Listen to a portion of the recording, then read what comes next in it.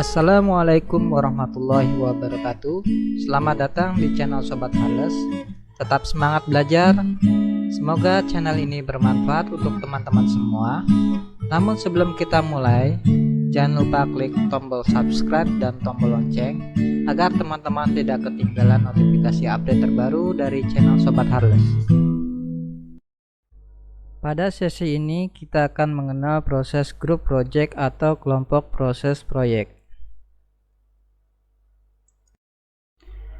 Project boundaries atau batasan proyek didefinisikan sebagai titik awal di mana sebuah fase proyek diberikan wewenang untuk menyelesaikan. Tujuan utamanya adalah untuk menyelaraskan harapan stakeholder atau pemangku kepentingan dengan tujuan proyek, memberikan mereka visibilitas tentang ruang lingkup dan tujuan. Hal ini menunjukkan bagaimana stakeholder berpartisipasi dalam fase proyek sehubungan dengan memastikan harapan yang hendak mereka capai. Secara garis besar, ini memberikan gambaran bagaimana muncul suatu proyek. Dimulai dari project initiator atau sponsor menyampaikan permasalahan dalam proses bisnis, sehingga menjadi masukan bagaimana proyek itu akan dibuat. Dimulai dari inisiasi proyek, kemudian proses perencanaan, proses eksekusi, dan proses penutupan.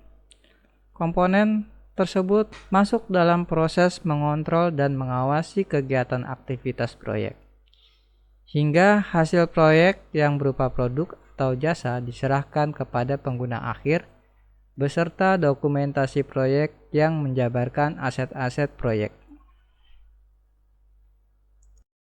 Proses inisiasi atau inisiasi proyek adalah tahap awal suatu proyek dimulai dengan memberikan gambaran secara global suatu proyek dalam bentuk definisi atau piagam proyek, atau yang istilah proyeknya project definition atau project charter.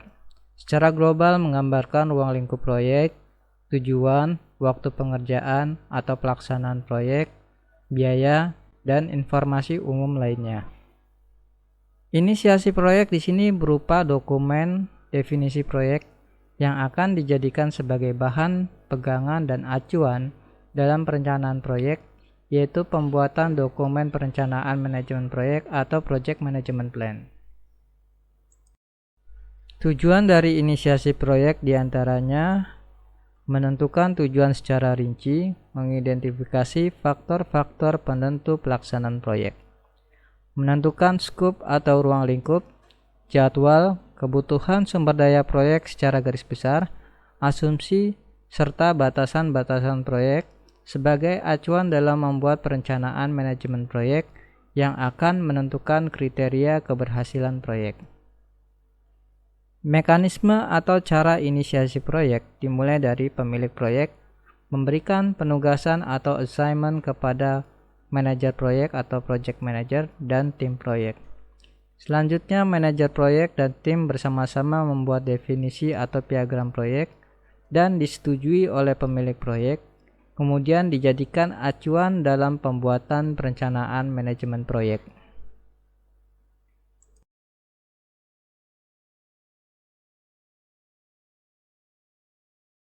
Sebagai catatan, pelaksanaan project initiation adalah manajer proyek dan tim pelaksana project assignment sebagai input bagi project initiation dan ditandatangani oleh pemilik proyek. Project team assignment bisa dalam bentuk surat perintah kerja atau surat keterangan lainnya. Dua proses inisiasi proyek ini yaitu integration dalam hal develop project charter atau kembangkan piagam proyek. Kemudian stakeholder sebagai identify stakeholder atau identifikasi pemangku kepentingan. Perencanaan proyek atau project planning dilakukan setelah proyek didefinisikan. Selanjutnya adalah project management plan berupa deskripsi detail dari definisi proyek yang telah dibuat. Semakin kompleks dan besar suatu proyek, maka akan semakin lengkap pula perencanaan manajemen proyek.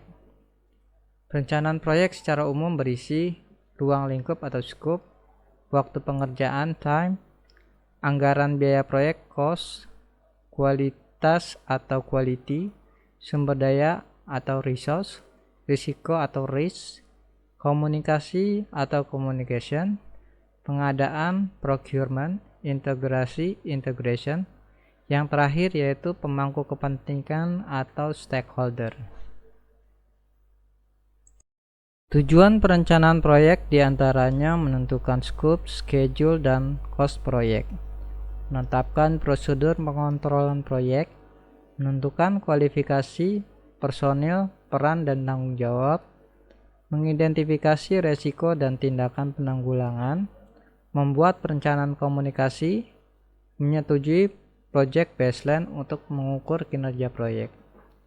Mekanisme perencanaan proyek diantaranya yaitu manajer proyek bersama-sama dengan tim meninjau ulang project definition atau project charter, membuat project management plan berdasarkan project charter, persetujuan dan approve dari pemilik proyek bahwa project management plan tersebut akan dijadikan sebagai acuan dalam pelaksanaan proyek.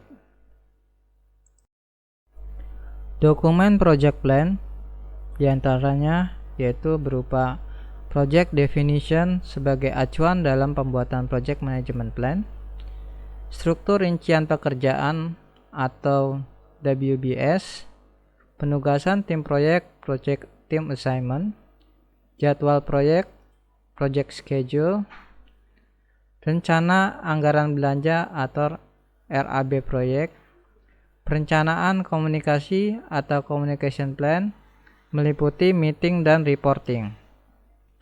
Perencanaan perubahan meliputi change request form dan change request log. Yang terakhir yaitu perencanaan manajemen proyek atau project management plan. Sebagai catatan, pelaksanaan project planning adalah manajer proyek dan tim proyek.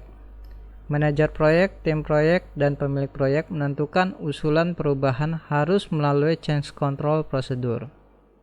Kemudian, perubahan ruang lingkup, jadwal, dan biaya harus dilaporkan kepada manajer proyek, diketahui oleh pemilik proyek, dan disetujui oleh pihak manajemen perusahaan. Tanggung jawab manajer proyek diantaranya yaitu memelihara, merevisi, dan mengkomunikasikan project management plan secara berkala. Selanjutnya, memonitor dan melaporkan status proyek kepada pemilik proyek. Yang terakhir yaitu menetapkan wewenang-wewenang masing-masing personil tim proyek. 24 proses project planning atau 24 proses perencanaan proyek. Secara garis besar terdapat 10 komponen. Di antaranya yaitu integration. Di sini melakukan develop project management plan atau membuat rencana manajemen proyek. Selanjutnya, scope terdapat 4 turunan proses, yaitu project scope management atau manajemen perencanaan ruang lingkup, agar aktivitas proyek fokus pada area yang telah ditentukan sebagai target. Turunan berikutnya yaitu collect requirement atau kumpulkan persyaratan yang diperlukan untuk kelangsungan dan kelancaran aktivitas proyek. Masih turunan dari scope, define scope atau mendefinisikan cakupan area kerja. Yang terakhir dari scope yaitu create WBS atau work breakdown structure atau WBS. Di sini maksudnya rincian pekerjaan dari awal hingga akhir.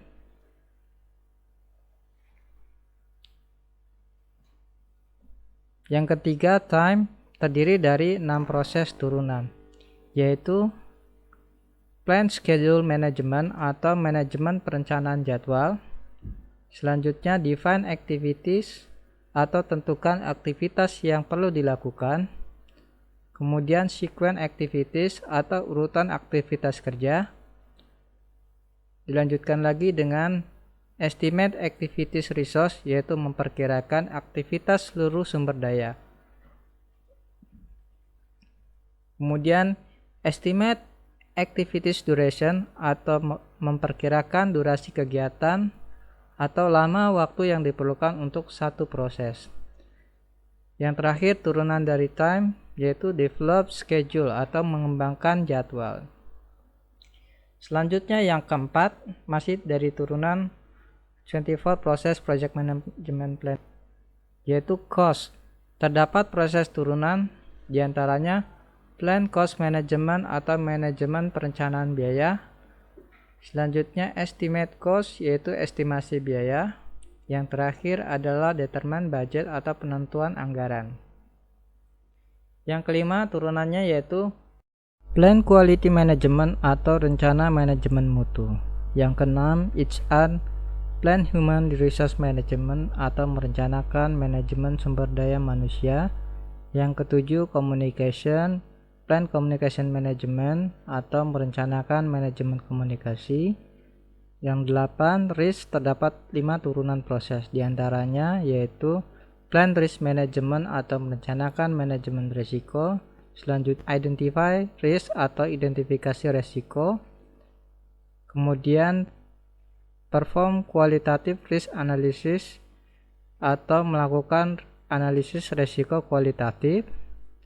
Kemudian Perform Quantitative Risk Analysis atau melakukan analisis risiko kuantitatif.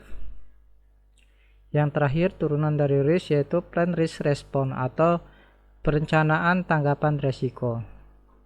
Selanjutnya 9 Procurement atau Plan Procurement Management, dengan kata lain perencanaan manajemen pengadaan. Yang terakhir adalah 10 Stakeholder atau Plan Stakeholder Management, dengan kata lain perencanaan manajemen stakeholder. Prinsip perencanaan diantaranya yaitu perencanaan proyek merupakan bagian dari manajemen proyek yang berhubungan dengan pembagian, pengalokasian, dan penjadwalan pekerjaan dalam lingkup proyek. Manajer proyek harus fokus saat melakukan perencanaan. Hal ini sebagai pedoman dasar agar proyek dapat diarahkan sesuai dengan lingkup dan anggaran yang telah ditetapkan serta selesai pada waktunya. Tujuan perencanaan proyek ini untuk menyediakan suatu kerangka kerja agar dapat menyusun estimasi yang baik dalam hal kebutuhan sumber daya, biaya, dan jadwal. Adapun fungsi perencanaan proyek sebagai sarana komunikasi bagi seluruh pihak terkait, hal ini merupakan dasar dalam mengalokasikan sumber daya dan tolak ukur di dalam pengendalian. Perencanaan biaya proyek diperlukan untuk suatu proyek serta dapat mencapai jumlah yang sangat besar dalam kurun waktu yang cukup lama. Perencanaan tenaga kerja atau SDM di sini sebagai penentu keberhasilan proyek, maka harus memiliki kualifikasi, keterampilan, dan keahlian yang sesuai dengan kebutuhan untuk mencapai keberhasilan suatu proyek. Perencanaan peralatan sebagai dukungan produktivitas alat terhadap volume pekerjaan yang dilakukan. Perencanaan bahan material, hal ini dalam menyediakan pelaksanaan pekerjaan, alokasi penggunaan bahan atau material menjadi efisien dan efektif. 3. Pelaksanaan proyek atau project executing. Setelah proyek direncanakan secara matang dengan segala perhitungan dan pertimbangan yang ada, selanjutnya adalah melaksanakan perencanaan proyek tersebut dalam suatu action atau tindakan. Pelaksanaan atau realisasi dari rencana proyek yang tertuang dalam project management plan disebut dengan pelaksanaan atau eksekusi proyek atau project execution. Pada intinya, project execution adalah merupakan tindakan lanjut dari apa yang telah dituangkan dalam project management plan. Project executing bertujuan untuk merealisasikan perencanaan proyek yang tertuang dalam perencanaan manajemen project atau project management plan. Yang kedua, tujuannya adalah mengkoordinasikan kinerja tim proyek serta mengoptimalkan pemanfaatan sumber daya non-personil. Tujuan ketiga adalah merealisasikan perubahan perencanaan proyek. Mekanisme pelaksanaan proyek. Setelah dibuat project management plan, langkah berikutnya adalah yang pertama, Manajer proyek dan tim proyek membentuk kerjasama tim selama proyek berlangsung atau disebut juga pembentukan tim building. Kemudian, manajer proyek dan tim proyek melaksanakan semua tugas yang sudah tertuang di dalam proyek manajemen plan tersebut. Ketiga, membuat laporan pelaksanaan proyek. Dan keempat, mendapatkan persetujuan atau approval atas setiap fase pekerjaan atau deliverable proyek yang telah diselesaikan. Dokumen dalam project execution. Pedoman hasil kerja atau work result guideline yaitu suatu pedoman untuk melaksanakan monitoring terhadap proyek yang sudah dikerjakan atau dilaksanakan. Proyek akan dibatasi pada scope, time, dan cost sehingga pedoman hasil kerja atau work result guideline yang akan dibuat juga dibatasi oleh tiga hal tersebut.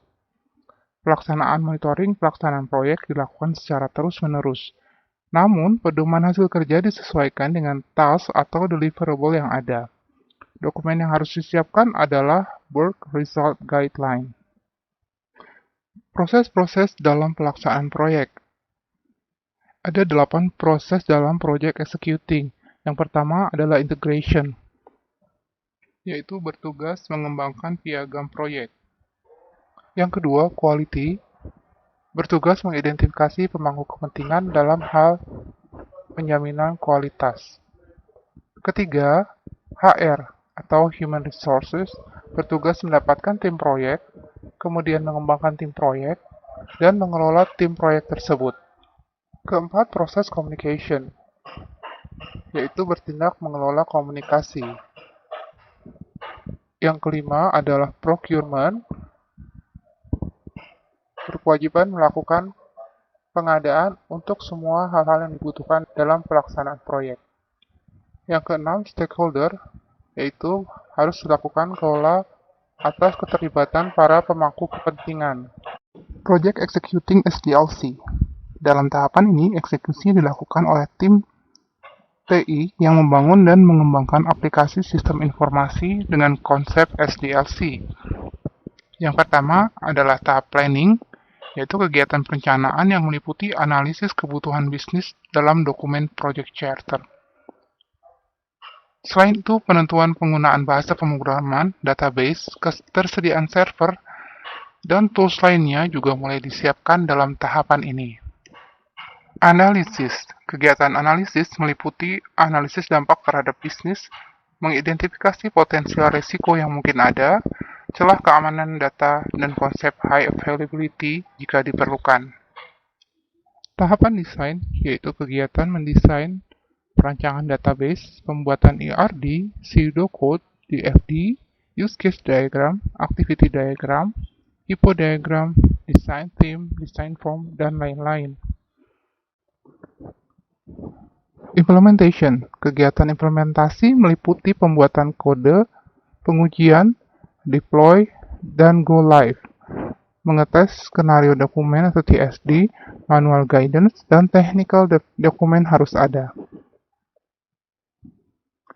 Project monitoring dan controlling. Pengendalian proyek adalah pengontrolan terhadap kegiatan suatu proyek. Mengontrol setiap langkah dalam pelaksanaan kegiatan proyek tersebut sudah sesuai atau belum dengan yang telah ditentukan dengan project management plan. Juga mengecek apakah aktivitas-aktivitas proyek yang dilaksanakan sudah sesuai dengan estimasi dan rencana awal, sudah sesuai target atau belum. Jika belum, tindakan apa yang harus dilakukan agar tujuan proyek bisa terpenuhi. Tujuannya yaitu untuk memastikan pencapaian tujuan proyek, apakah sesuai dengan target yang telah ditentukan, mengontrol pelaksanaan proyek agar sesuai dengan estimasi dan rencana awal. Dengan melakukan kontrol ini, maka diharapkan adanya masukan, apakah project management plan perlu diperbaharui atau tidak. Mekanisme project controlling. Kontrol terhadap semua pelaksanaan proyek meliputi yang pertama, kontrol atau kendali terhadap waktu, scope, ruang lingkup, dan kualitas, yaitu dengan cara membandingkan rencana jadwal, lingkup, dan kualitas terhadap aktual progress. Gunakan form activity tracking table biar bisa terlihat dengan jelas perbandingannya. Kemudian, kontrol terhadap biaya atau cost, yaitu dengan cara menentukan biaya yang telah dikeluarkan dari dimulainya suatu proyek sampai dengan saat ini atau actual expenditure.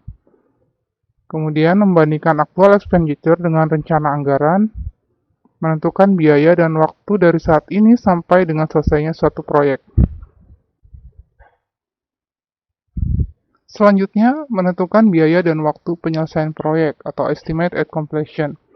Estimate at completion itu berarti harus sama dengan actual expenditure ditambah estimate to complete. Gunakan form estimate cost at completion. Kemudian yang ketiga, dari informasi yang diperoleh terhadap control scope, time, quality, dan cost, selanjutnya adalah membuat laporan tentang status dan kemajuan proyek. Gunakan form Project Progress Report. Bila hasil pengontrolan diperlukan perubahan planning, maka lakukan replanning. Gunakan Project Planning dan Project Management Plan Update. Dokumen-dokumen dalam Project Controlling. Dokumen yang disiapkan pada saat fungsi kontrol adalah sebagai berikut. Pertama, dokumen Project Management Plan. Kedua, catatan pertemuan atau rapat. Minutes of meeting. Kemudian formulir permintaan perubahan atau change request form. Yang keempat adalah daftar permintaan perubahan atau change request log. Kelima, laporan kemajuan proyek atau project progress report. Dokumen keenam adalah tabel penelusuran aktivitas atau activity tracking table. Dokumen ketujuh, estimasi biaya penyelesaian proyek atau estimate cost at completion. Proses-proses dalam pengendalian proyek. Ada 11 proses dalam project monitoring dan controlling. Proses yang pertama adalah integration yang terdiri dari dua tahap, yaitu monitor dan kontrol project work atau memantau dan mengontrol pekerjaan proyek, kemudian melakukan kontrol terhadap perubahan terpadu. Yang kedua, ruang lingkup. Memvalidasi ruang lingkup, kemudian mengendalikan atau mengontrol ruang lingkup tersebut. Yang ketiga adalah waktu, mengendalikan atau mengontrol jadwal. Keempat, cost atau biaya, mengontrol biaya. Kelima, kualitas, mengontrol kualitas produk. Keenam, communication atau mengendalikan komunikasi. Yang ketujuh adalah risiko, mengendalikan risiko atau mengontrol risiko. Kedelapan adalah procurement, yaitu mengontrol pengadaan. Kesembilan, stakeholder, mengontrol keterlibatan pemangku kepentingan. Penutupan proyek atau project closure adalah merupakan akhir dari serangkaian kegiatan proyek. Inti tahapan penutupan proyek adalah memberikan laporan tentang hasil apa saja yang diperoleh dari suatu rangkaian kegiatan proyek yang telah dilaksanakan. Bentuk-bentuk laporan tentang semua hasil pekerjaan yang telah dilakukan tersebut dituangkan dalam bentuk dokumen laporan. Pada tahap ini harus diyakinkan bahwa semua deliverable proyek telah dipenuhi. Juga dengan pekerjaan-pekerjaan yang belum terselesaikan atau outstanding tasks, harus segera dicatat dan kemudian diselesaikan. Setelah semua pekerjaan dinyatakan selesai dan tertuang dalam bentuk dokumen laporan resmi, maka langkah terakhir adalah pembubaran tim proyek. Tujuan dari project closure atau penutupan proyek adalah secara formal mengakhiri proyek dengan semua pihak yang telah terlibat dalam proyek, mengakhiri penugasan anggota tim proyek. Mekanisme penutupan proyek yang pertama, manajer proyek melakukan serah terima hasil pekerjaan berupa laporan pelaksanaan pekerjaan, laporan penyelesaian pekerjaan, berita acara penyelesaian pekerjaan, berita acara serah terima pekerjaan, kemudian membubarkan tim proyek. Dua proses dalam project closing adalah integration, yaitu menutup proyek atau fase. Kemudian yang kedua procurement, yaitu menutup pengadaan. Oke, selesai sudah sesi kita kali ini. Semoga bermanfaat untuk teman-teman semua. Jangan lupa klik tombol subscribe dan tombol lonceng agar teman-teman tidak ketinggalan notifikasi update terbaru dari channel Sobat Harles. Wassalamualaikum warahmatullahi wabarakatuh.